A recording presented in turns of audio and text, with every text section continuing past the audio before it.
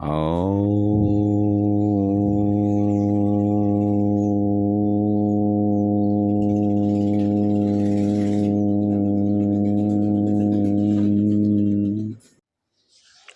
आज मैं आपको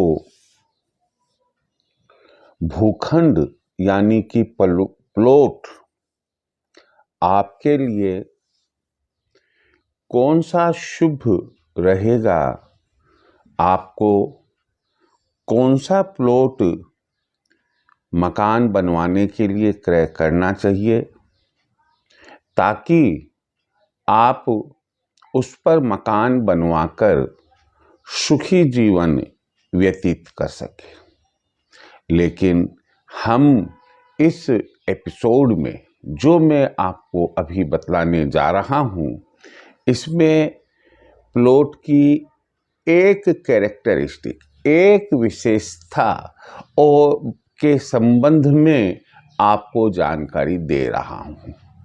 और वह जो विशेषता है, वह विशेषता है प्लॉट का ढलान, यानी कि जो प्लॉट, जो भूखंड आप खरीदने जा रहे हैं, उसका ढलान कौन सी दिशा में हो कि वह प्लॉट, वह भूखंड आपके लिए अति शुभकारक रहे।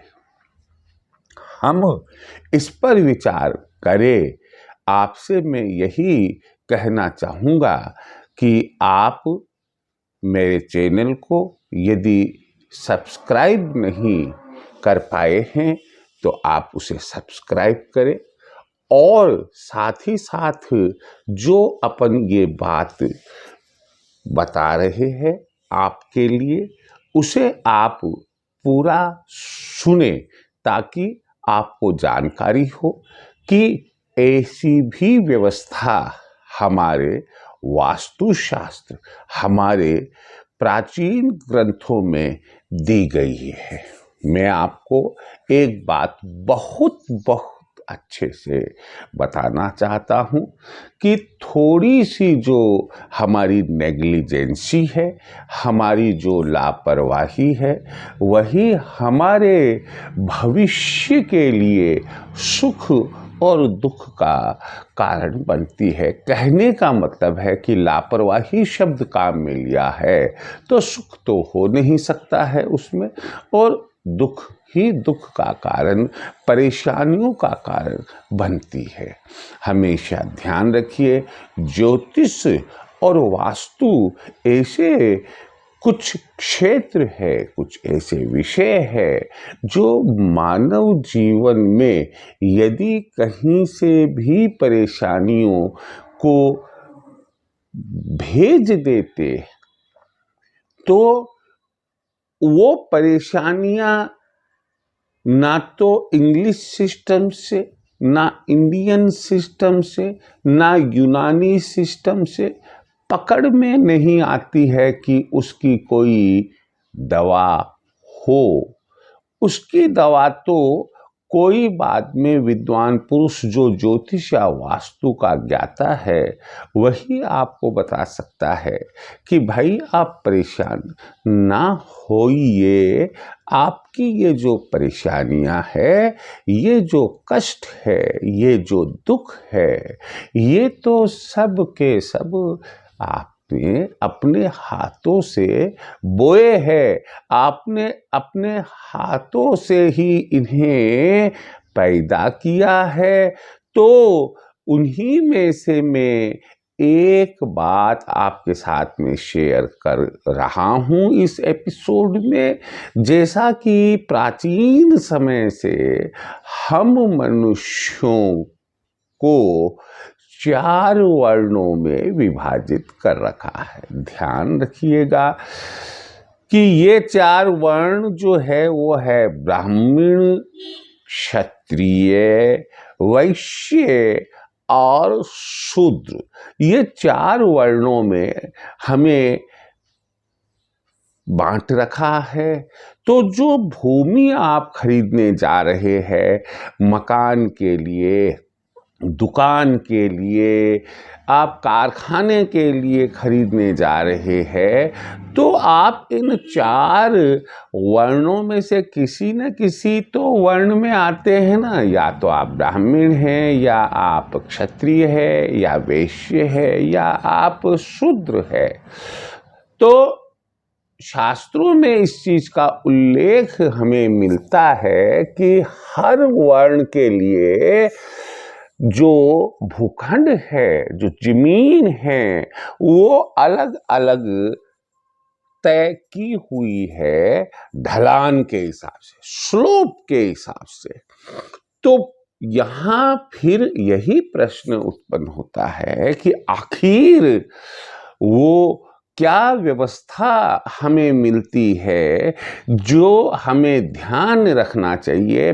पहली बात यह है कि यदि भूमि का ढाल, देखिए ध्यान से सुनिए, समझिएगा, बहुत आसानी से आपको समझ में आ जाएगा।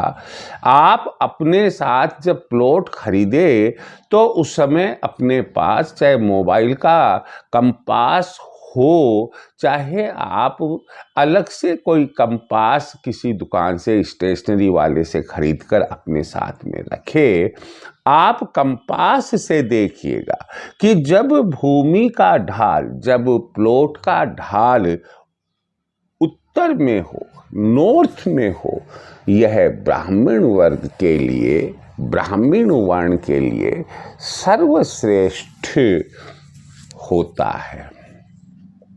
दूसरा, यदि प्लॉट का ढाल यानी कि स्लोप ईस्ट में हो तो यह क्षत्रिय वर्ण वाले लोगों के लिए, व्यक्तियों के लिए श्रेष्ठतम होता है। यदि प्लॉट का ढाल दक्षिण दिशा में हो तो वैश्य वर्ण वाले लोगों को ऐसे प्लॉट खरीदना चाहिए। क्यों? कि उनके लिए ये प्लॉट श्रेष्ठ रहते हैं। और जब प्लॉट का ढलान यानी कि स्लोप पश्चिम दिशा में हो तो ऐसे प्लॉट शूद्र जाति के लोग यानी कि शूद्र वर्ण के लोगों को क्रय करने चाहिए, क्योंकि उनके लिए ऐसे ढाल वाले प्लॉट श्रेष्ठ यानी कि उत्तम रहते हैं। अब इन्हें याद रखने का मैं तरीका बता ही देता हूं। आप क्लॉकवाइज याद करें। कैसे याद करेंगे क्लॉकवाइज? उत्तर से चलिए। उत्तर से जैसे घड़ी चलती है, उत्तर हुआ, फिर पूरब हुआ, फिर दक्षिण हुआ, फिर पश्चिम हुआ। उत्तर में आप रख दीजिए ब्राह्मण वर्ग को, पूरब के अंदर क्षत्रिय को रख दीजिए, दक्षिण में वैश्य को रख दीजिएगा, और पश्चिम में शूद्र को रख दीजिएगा।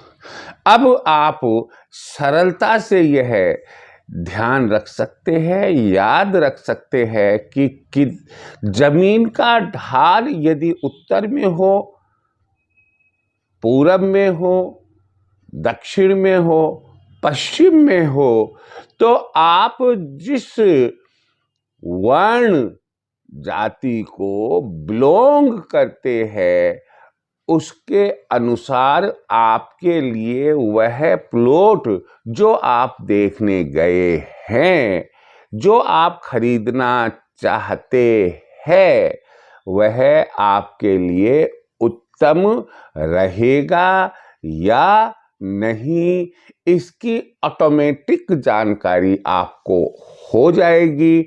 मुझे उम्मीद है कि यह बात जो प्लॉट के ढाल को ध्यान में रखते हुए प्लॉट खरीदना मुनासिब रहेगा या नहीं, आपको समझ में आ गई होगी।